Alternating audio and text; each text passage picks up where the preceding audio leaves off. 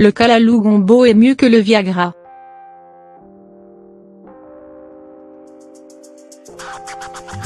Le Kalalou Gombo est mieux que le Viagra. Pitance réservé aux esclaves noirs des États-Unis, le gombo est considéré comme un aliment réservé aux pauvres. Selon les régions, il se consomme en soupe, en sauce, en salade etc. Mais, c'est sans connaître les vertus nutritionnelles et médicinales dont la nature providence a pourvu ce légume de couleur vert foncé à la peau ferme et recouverte d'un duvet soyeux.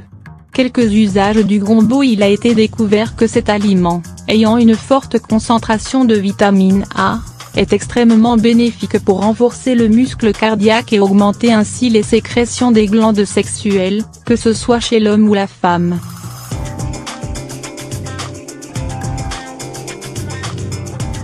Une sérieuse alternative au Viagra, sans les effets indésirables. Le gombo entre dans la composition de divers produits pharmaceutiques. Ainsi, on utilise le mucilage, substance visqueuse semblable à la gélatine, de ce légume pour fabriquer de la pâte de naphé et du sirop de naphé, deux produits pharmaceutiques utilisés comme pectoral contre les rhumes et les affections de la poitrine. Dans un article précédent, j'expliquais les bénéfices de ce même mucilage pour les cheveux naturels. Aux Antilles, on attribue au gombo la vertu d'apaiser les troubles gastro-intestinaux dus à l'abus de l'alcool. Les propriétés antispasmodiques et le magnésium contenu dans ce légume auraient aussi un effet bénéfique sur le syndrome prémenstruel. Riche en fibres, le gombo est un allié de la digestion et a également un effet laxatif atténué par les propriétés antispasmodiques. Il combat la constipation s'il est consommé régulièrement en soupe, tandis que consommé cru, il soigne l'incontinence urinaire. Les feuilles du gombo possèdent également des vertus.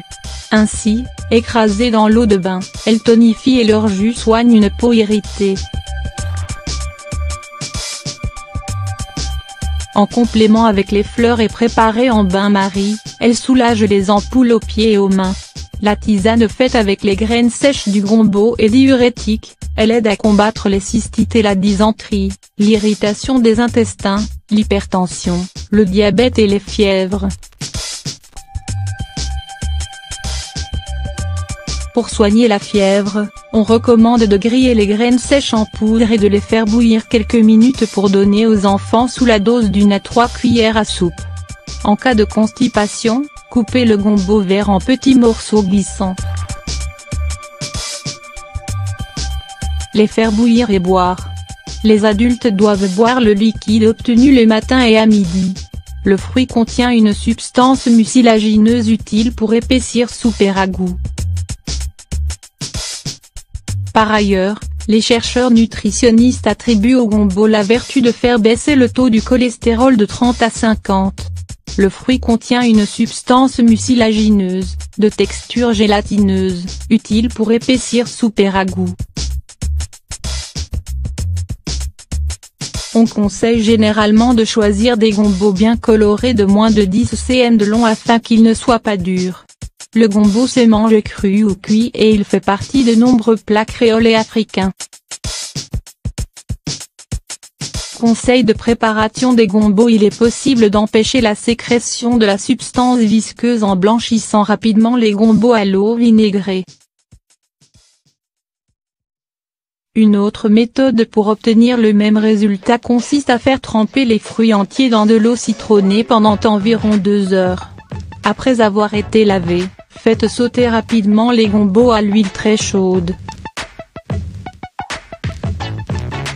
Utilisez-les ensuite selon la recette que vous préparez.